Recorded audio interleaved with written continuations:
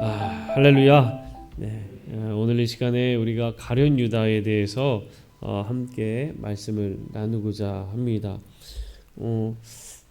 가급적이면 이게 좀 나누어서 보기가 제가 준비하면서 보니까 좀 애매해요. 그래서 가급적이면 오늘 이 가룟 유다에 대해서 좀 제가 좀 정리하면서 빨리 좀 보고자 해요. 가룟 유다 하면은 다 아시다시피 예수님을 배반했던 12 제자 중에 한 사람, 우리가 이렇게 기억을 하고 있습니다. 그런데요, 이 가룟 유다에 대해서 우리가 함께 배워나가면 무엇을 우리가 깨닫게 되는가 하냐면, 사실 우리가 가룟 유다를 보면 그런 마음이 들잖아요. 어떻게 예수님과 3년 동안 동거동락했는데 그렇게 배반할 수 있을까, 이런 생각을 갖는데, 말씀을 이렇게 같이 보면 볼수록 이 가룟 유다가 내가 될 수 있구나라는 겁니다.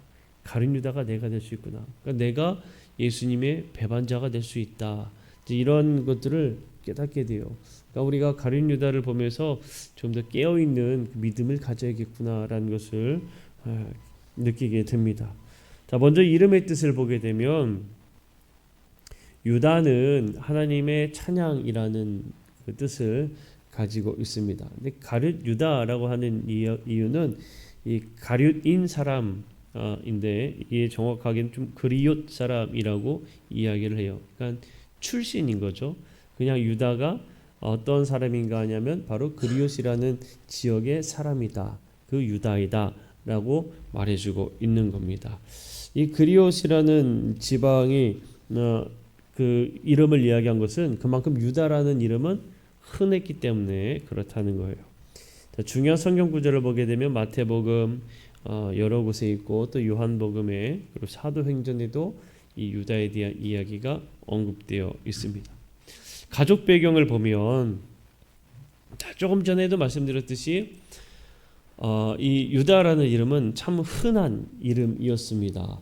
흔한 이름이었다는 것은 여러분 사실 좋은 이름이었기 때문에 흔했던 거죠. 이름의 의미를 생각하면 하나님의 찬양이라는 의미가 참 좋지 않습니까? 그러니까 이 유다라는 이름이 참 좋은 의미를 가지고 있던 흔한 이름이었어요. 그런데 참 안타깝죠. 하나님의 찬양이라는 이름을 가진 사람이 변절자라는 이런 결말을 보면 참 안타깝구나라는 생각을 갖게 돼요. 요한복음 6장 71절 말씀을 통해 보면 이 가룟인 시몬의 아들, 이렇게 기록되어 있습니다. 가룟은 아까 전에도 말씀드렸듯이 그리옷이라는 지역의 명칭이에요. 그러니까 그리옷 지역의 주민이라는 뜻으로 볼 수가 있겠죠. 자, 이곳은 어디냐면 선지자 아모스가 태어난 지역입니다. 선지자 아모스가 태어난 지역이고요. 예루살렘 남쪽 작은 마을 출신이다는 거예요.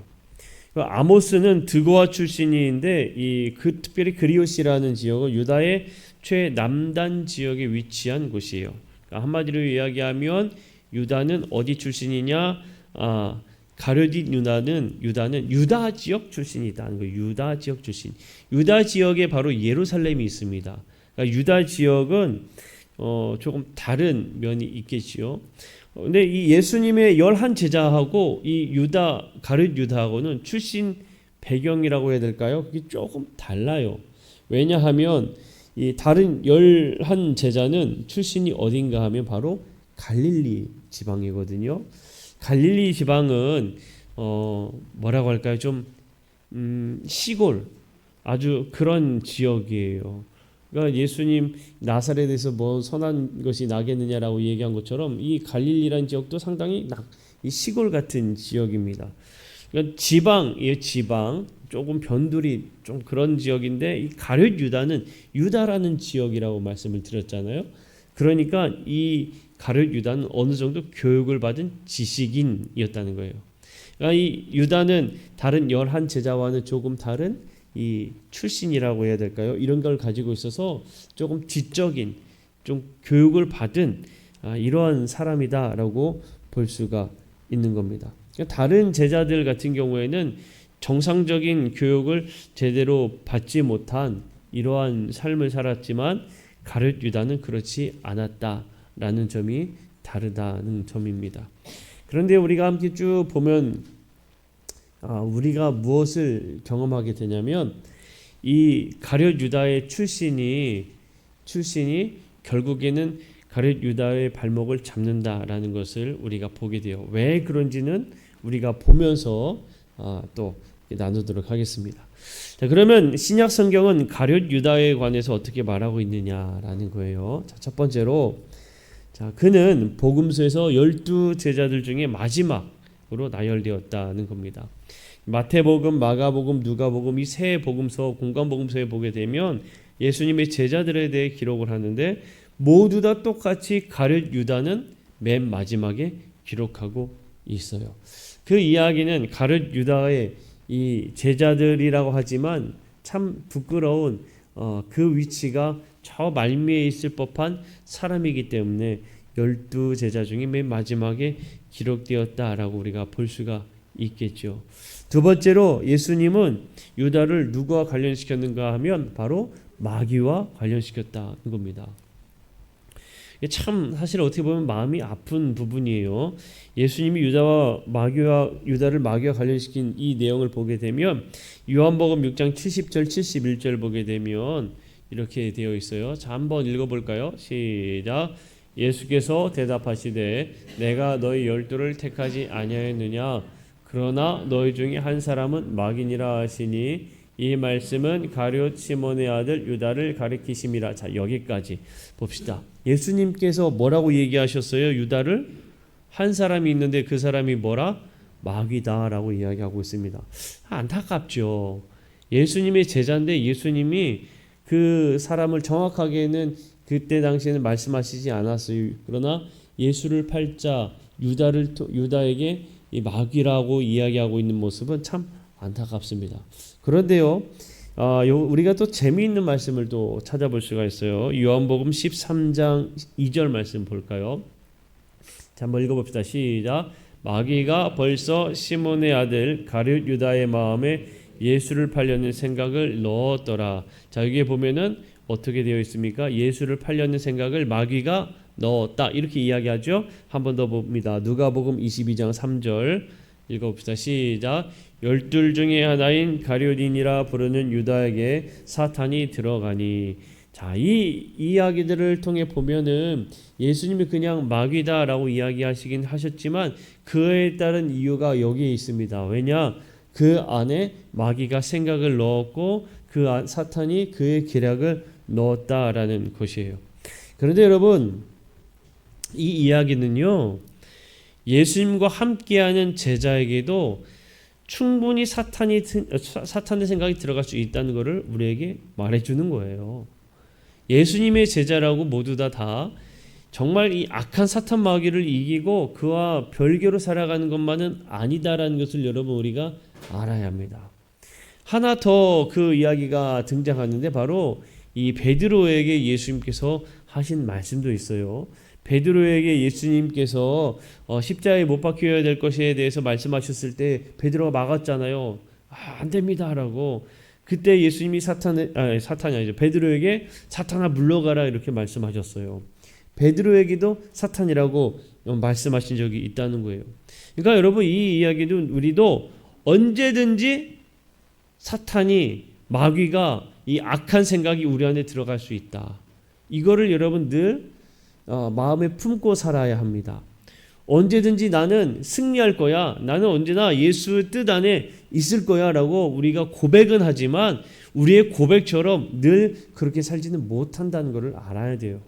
언제든지 우리는 연약한 그런 존재이기에 이 사탄의 생각에 휩싸일 수 있다는 점을 알아야 합니다. 더욱이 베드로의 이 경우를 보게 되면 자기가 생각할 때 얼마나 의롭게 얘기했겠습니까? 예수님 안 됩니다. 난 절대 그럴 수 없습니다라고 그렇게 자기가 돋보이게 이야기했을 거예요 아마도. 그러나 그것이 하느님의 뜻을 가리는 것이었구나라는 것을 생각해 보면 하느님의 뜻을 가리는 그 생각들과 마음이 들어가는 것들은 다 다라고 할 수는 없겠죠. 왜냐하면 인간적인 내 잘못된 판단으로 그럴 수도 있으니까. 근데 대체적으로 이 악한 사탄 마귀의 생각이 그렇게 우리를 넘어뜨리는구나라는 것을 말해주고 있는 거예요. 자, 세 번째로 누가복음은 유다를 반역자로 기록하고 있다는 거예요. 유다를 반역자로 기록하고 있다. 누가복음 6장 16절 보게 되면 이 반역자라는 이유가 뭡니까? 한번 읽어볼까요? 시작. 야고보의 아들 유다와 예수를 파는 자들 가룟 유다라. 아멘. 자, 여기서 예수를 파는 자들 가룟 유다라라고 얘기하고 있습니다. 바로 이 누가복음은 이 유다를 반역자로 기록하고 있는 것은 예수를 팔은 바로 그 장본인이다, 당사자다라는 것을 분명히 언급하고 있는 거죠. 자, 네 번째로 요한복음에서는 유다를 또 어떻게 표현하고 있느냐? 자, 누가복음에는 반역자로 표현했다면 요한복음에서는 유다를 도둑으로 표현하고 있습니다. 자, 유다는 여러분 12제자와 예수님을 위해서 특별히 이 유다가 뭘 관리했던 사람인지 여러분 들어보셨지요? 네, 돈가방을 관리한 사람이 이 가룟 유다입니다. 돈가방을 관리했던 사람. 한번 말씀 볼까요? 요한복음 12장 6절. 자, 먼저 봅시다. 함께 읽어볼게요. 시작. 이렇게 말함은 가난한 자들을 생각함이 아니요 그는 도둑이라 돈꾀를 맞고 거기 넣는 것을 훔쳐가미로라. 자, 밑에 있는 것도 읽어볼게요. 시작. 어떤 이들은 유다가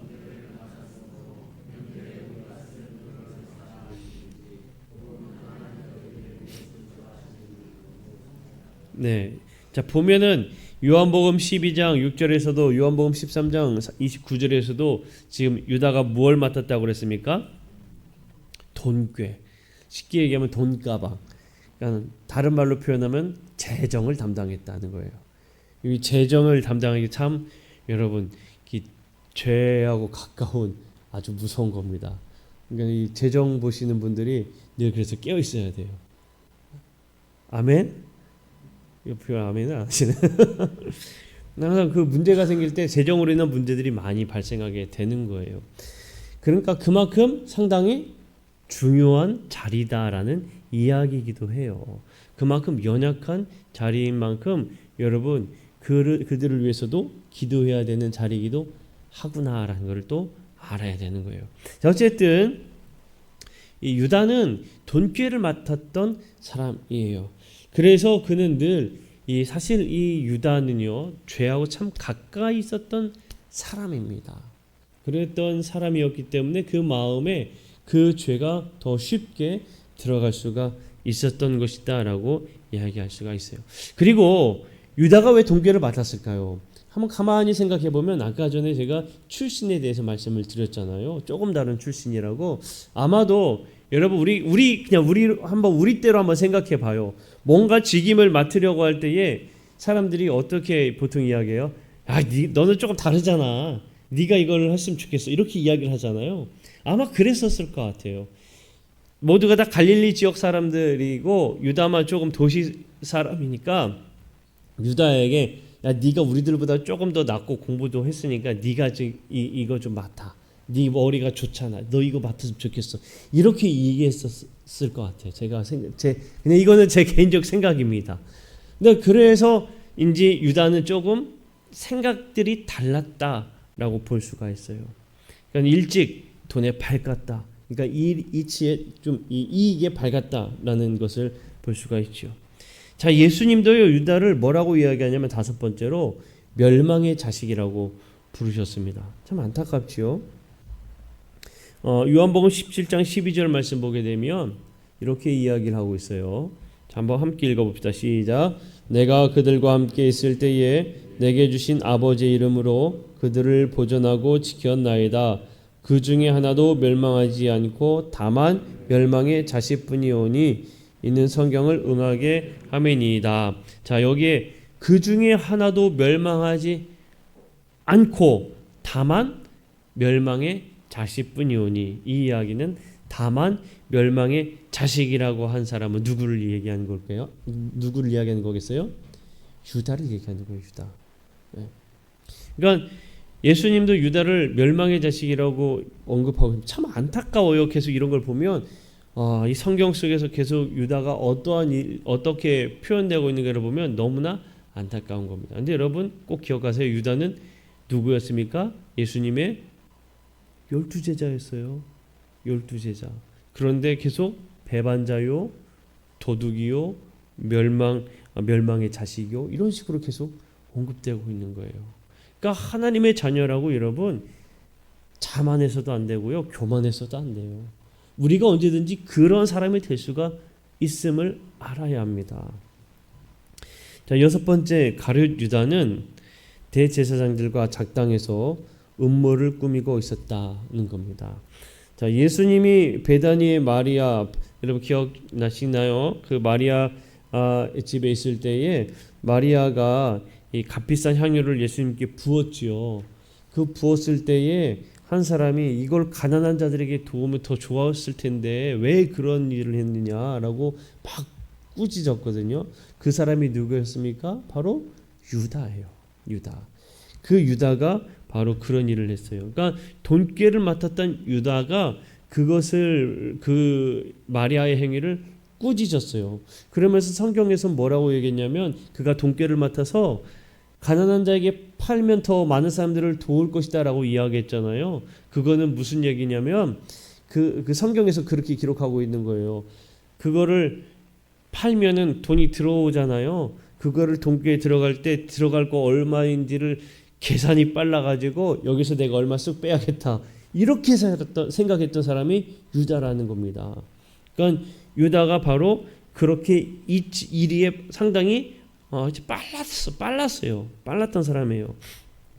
그리고요, 유다는 그러니까 이 예수님을 바라볼 때 나에게 얼마나 유익이 되느냐, 유익이 되지 못하느냐 이렇게 바라봤던 거죠.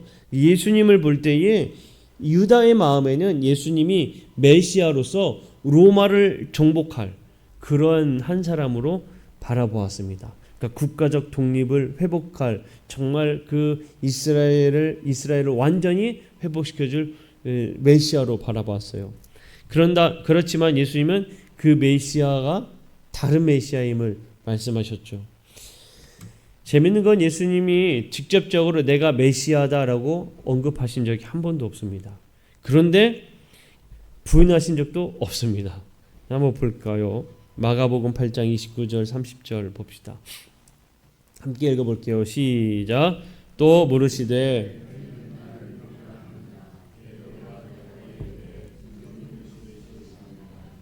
이에 자기의 일을 아무에게도 말하지 말라 경고하시고 아멘. 예수님께서는 자신 스스로 메시아임을 얘기하진 않았지만 부정하진 않았어요. 자, 그런데 봅시다. 이 유다는요 메시아의 가치를요 어떻게 보았는가 하면 세상의 가치를 두고 메시아를 보았어요. 세상에서의 그 구원할 그 가치적인 것으로 메시아를 보았고, 예수님께서 말씀하신 메시아의 가치는 하나님의 생각은 하나님의 가치예요.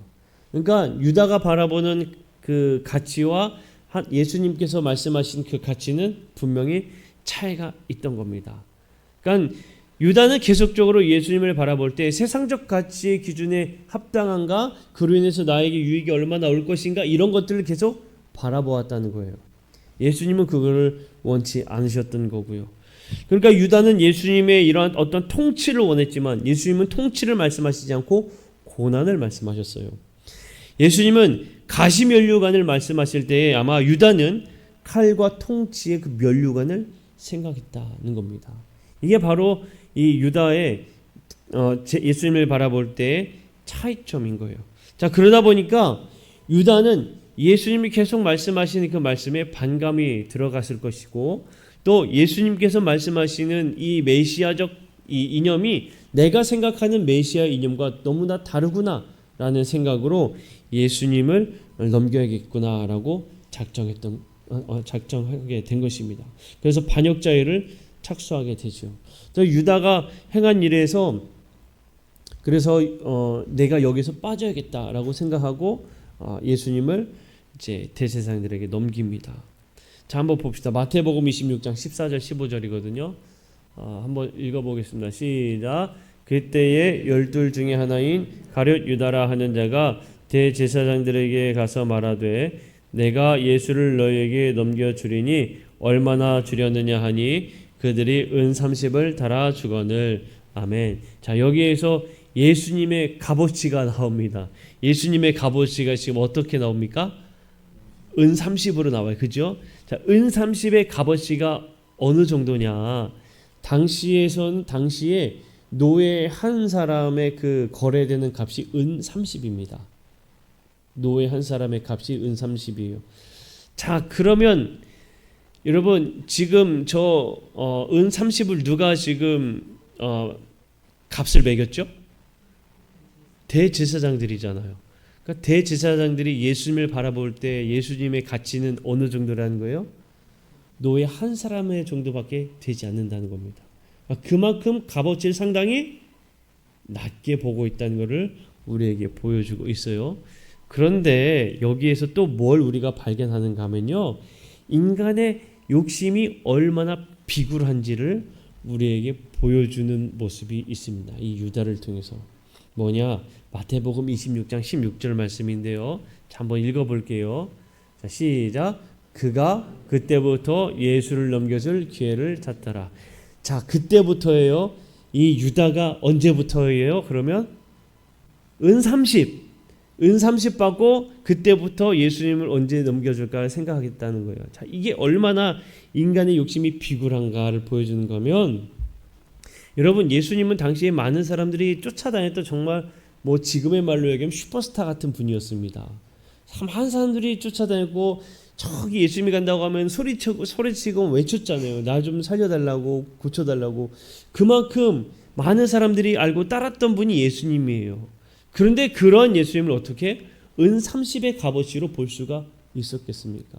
더욱이 이 가룟 유다는 예수님과 어떻게 했죠? 같이 다녔어요.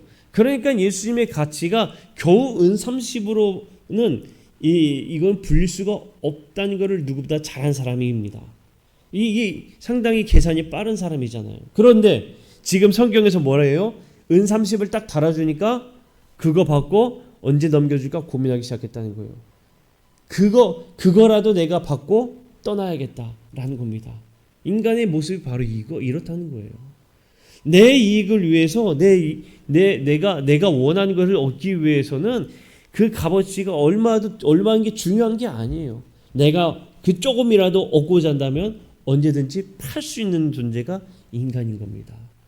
예수님을 떠난 자들이 바로 이런 모습을 가지고 있다는 거예요. 이거를 또 우리도 마찬가지로 가질 수도 있다는 겁니다. 왜요? 세상적 가치로 계속 바라봤던 이 유다를 생각하면 우리도 그렇잖아요. 세상적 가치로 많은 것들, 계속적으로 모든 것들을 다 보고 판단하지 않습니까? 그렇기 때문에 우리도 이 인간의 욕심대로 살아가는 이 유다와 같은 모습을 가질 수 있다. 비굴한 모습을 우리도 가질 수 있다.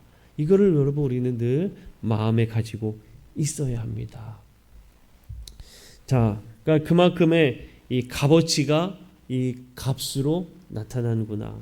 그 사람을 어떻게 생각하는지 그 값어치로 나타나는구나.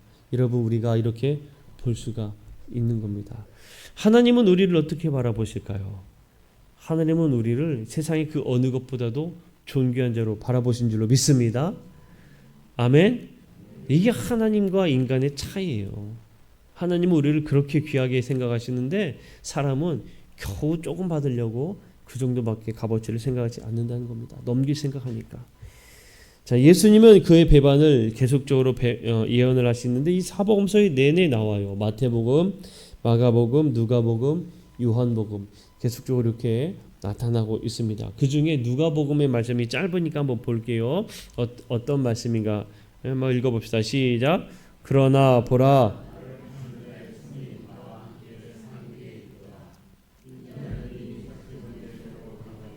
그를 파는 그 사람에게는 화가 있으리로다 하시니. 아멘. 자, 여기에서요 사복음서에 계속 기록된 이 예수님께서 이 유다가 배반할 것을 예언하시는 그 말씀의 장면들은 다 언제 나타나는 거냐면 바로 마지막 만찬 때에 예수님께서 말씀하시는 내용들입니다. 이제 다 똑같이 그릇에 손을 넣는 자라고 이야기하고 있어요. 근데 이제 조금씩은 다르죠. 물론 말씀들이 다 다르지만, 근데 안타까운 거는 뭐냐면 예수님께서 이 유다를 향해서 말씀하시는 평가예요. 그 배반의 결과가 얼마나 안타까운가를 말씀하고 있는 부분이에요. 이제 마태복음 26장 24절 말씀에서 한번 제가 볼게요. 자, 노란 글씨만 읽어봅시다. 시작. 그 사람은 차라리 태어나지 아니하였더라면 제게 좋을 뻔하였느니라. 아멘. 여러분 이게 얼마나 비참합니까?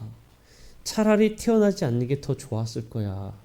이 세상에 존재하지 않았던 게 더 좋았을 거야. 이게 얼마나 여러분 비참한 이야기예요.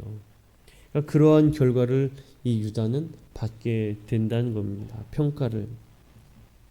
예수님이 요한복음에서도 유다를 반역자로 말씀하시고 있어요. 말씀하시고 있어요.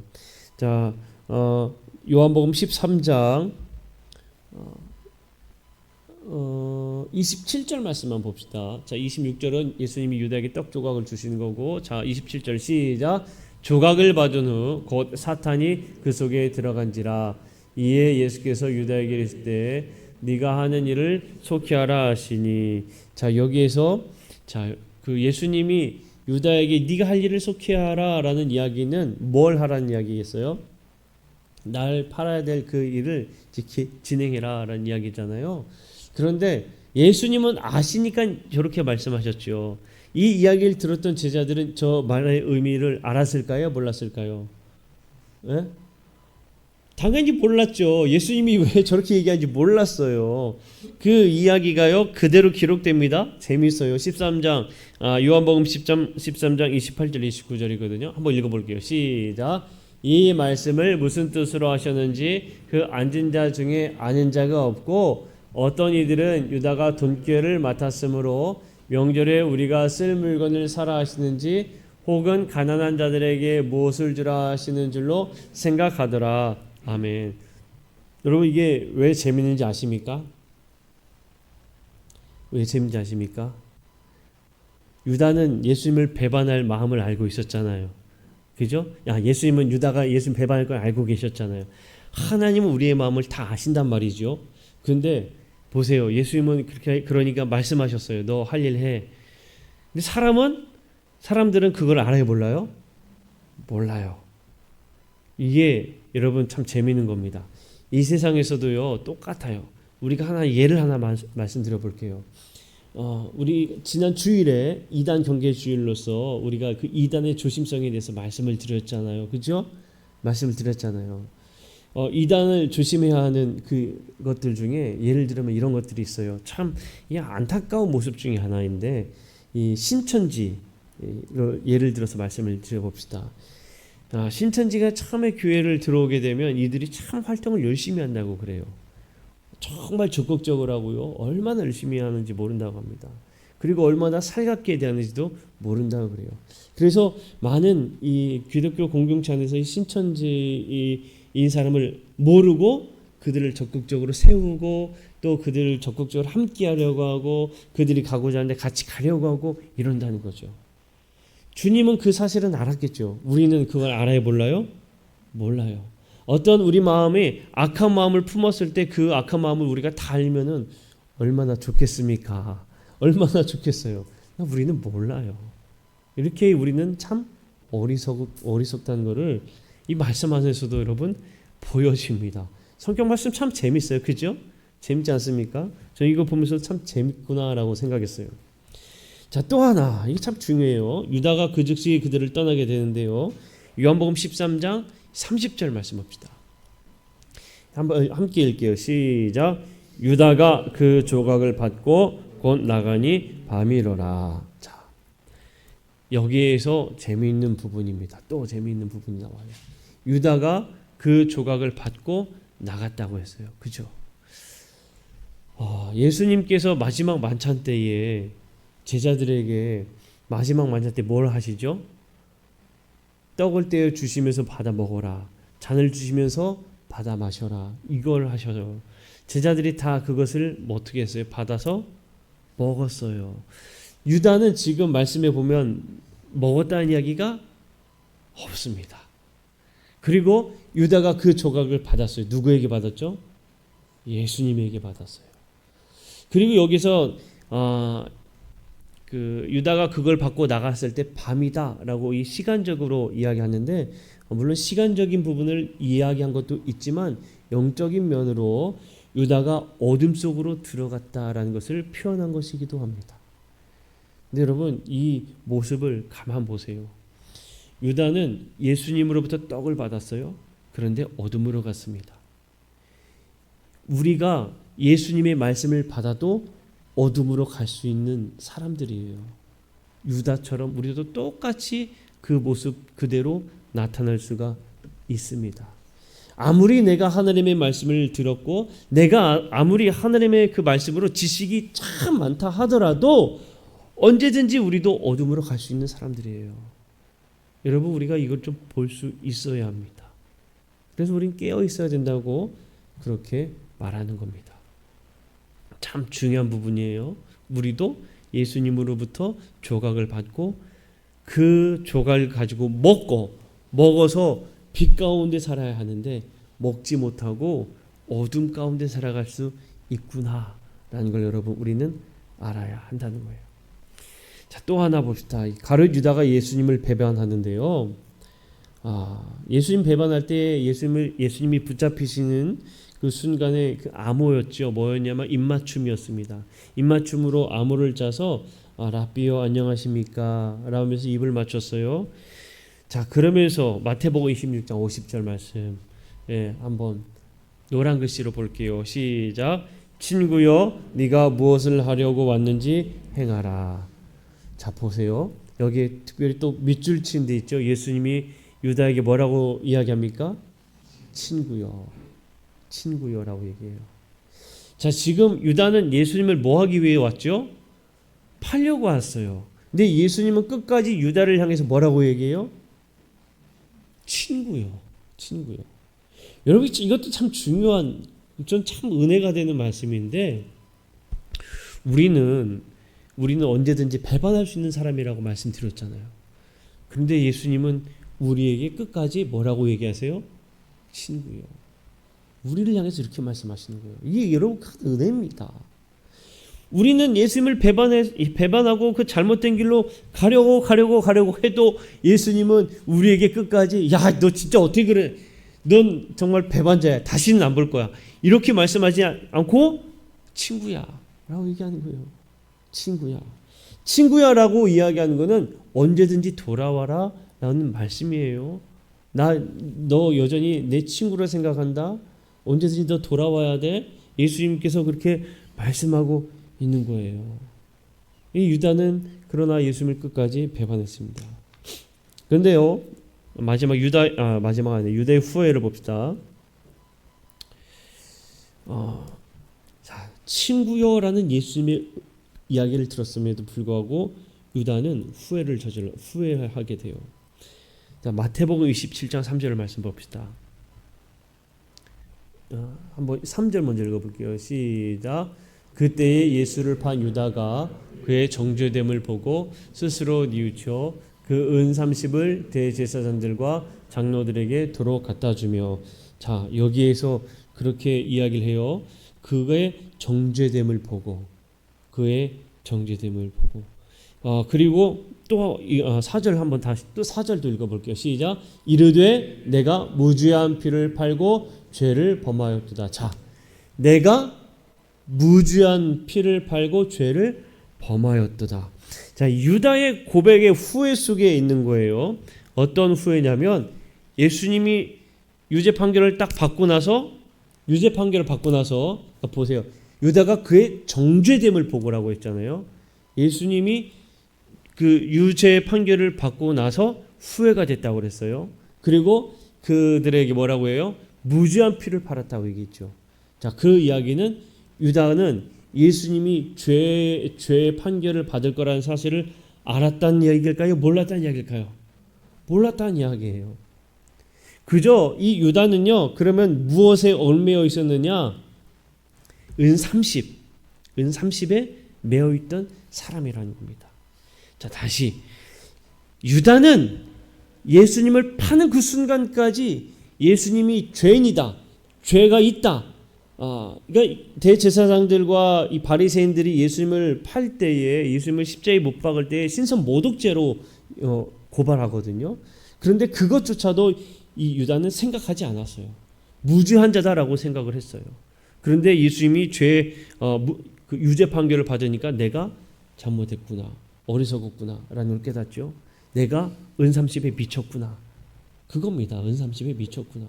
내가 그 은30에 죄 없는 사람을 팔았구나. 이게 이 유다의 후회예요. 후회. 유다가 그 은30을 성전에 던져버리고 나서 어떻게 죽었는가 하면 스스로 목매어 죽었습니다. 이게 참 안타까운 모습이에요. 근데 여러분, 유다의 그 마지막 때가 얼마나 비참한지 사도행전 1장 18절 말씀에 기록하고 있거든요. 한번 읽어볼게요. 시작.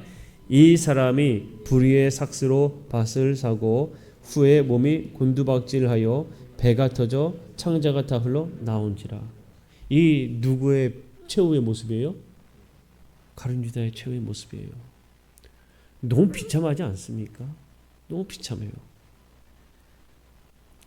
근데 우리가 여기서 우리가 이 전 모습을까지 생각을 해보면 너무나 안타까운 게 뭐냐면, 예수님은 끝까지 유다를 친구야 라고 이야기하면 언제든지 열려있음을 말해주고 있는데, 유다는 그거를 듣지 못했다는 겁니다. 그리고 얼마나 인간이 욕심 때문에, 욕심에 눈이 멀면 무죄한 자를 파는 정말 추악한 이 결과가 나오는지도 우리가 여기서 발견하게 돼요. 어떠한 인간적 가치로 인해서, 세상적 가치로 인해서 우리가 무조건 사람을 보고 그것을 욕심을 내기 시작하면, 여러분, 누군가 분명히 해를 입는 경우가 발생하게 됩니다. 이 유다의 모습을 통해 우리는 이거를 볼 수가 있어요. 자, 그러면 우리가 질문을 던져요. 10번째, 이런 질문을 던질 수 있습니다. 왜 유다는 12제자 중 한 사람으로 선택되었냐라는 거예요. 왜 이렇게 비참한 자로 왜 선택되었느냐라는 거예요. 여기에 성경에 이 한 가지 대답밖에 우리가 찾을 수밖에 없습니다. 마태복음 26장 56절인데 함께 읽을게요. 시작. 그러나 이렇게 된 것은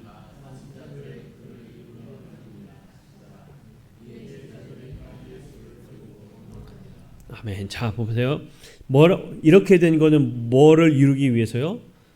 선지자들의 글을 이루기 위해서. 결국에 하느님의 말씀이 이루어지기 위해서입니다. 12제자 중에 유다가 선택된 이유는 하느님의 말씀이 이루어지기 위해서라는 것이죠. 그러면 너무 안타깝지요. 하느님의 그 뜻이 이루어지기 위해서 유다라는 존재가 있어야 됐던 거예요. 만약에 유다가 그 일을 하지 않았다면 분명히 또 다른 유다가 있었을 겁니다. 왜냐하면 하느님의 말씀이 이루어져야 되니까. 그 말씀이 뭐예요?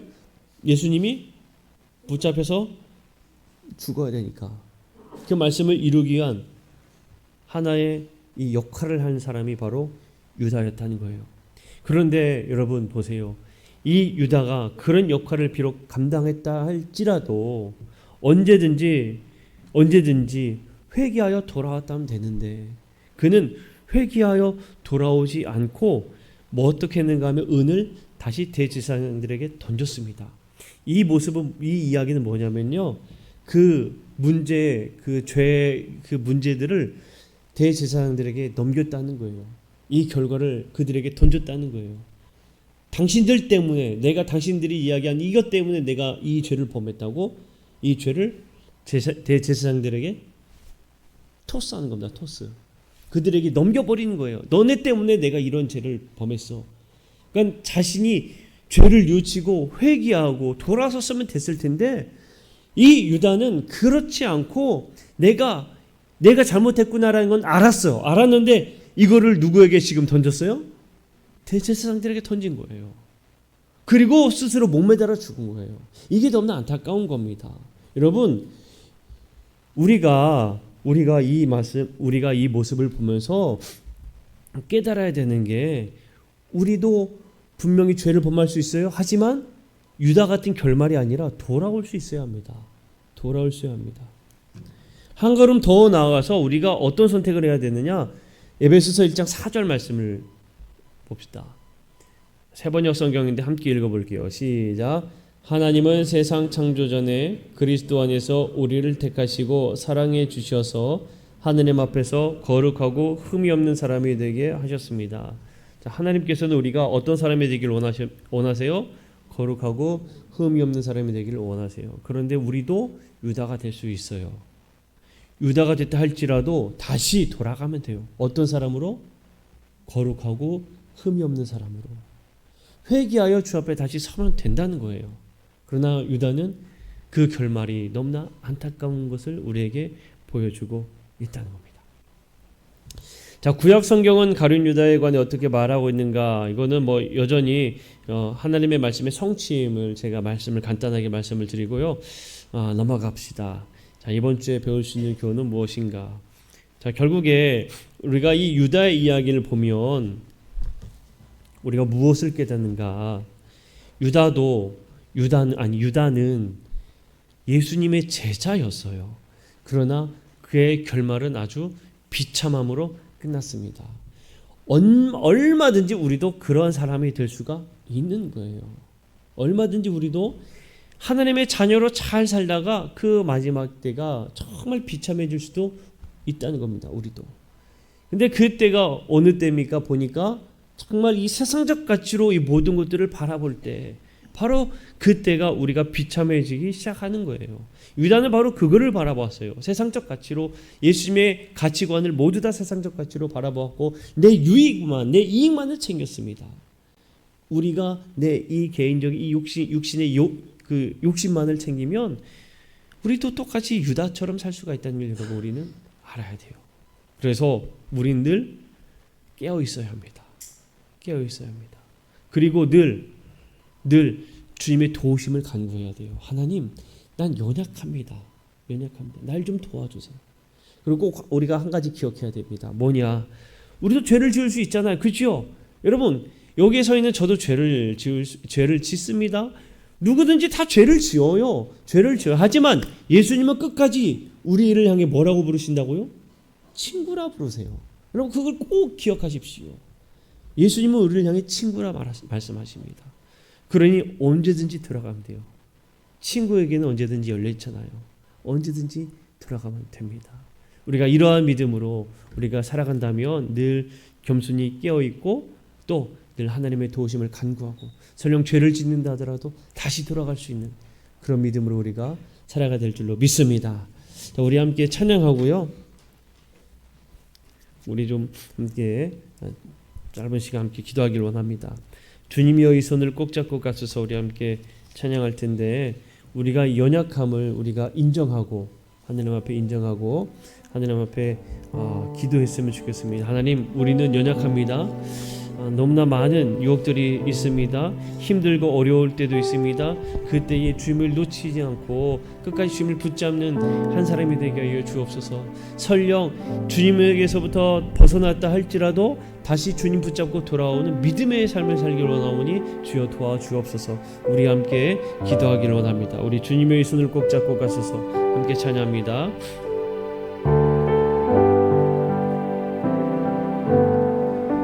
주님여 이 손을 꼭 잡고 가소서. 약하고 피곤한 이 몸을 고통을 감속 해주사 빛으로 손잡고 날 인도하소서. 아멘. 인생이 힘들고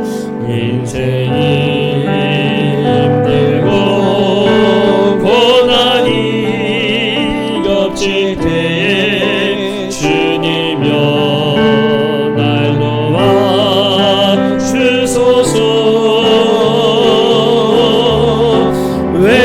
외치는 이 소리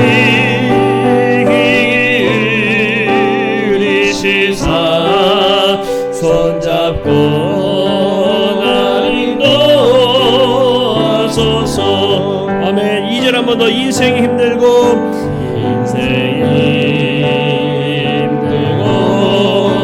고난이 겹칠 때에 주님여 날 도와주소서.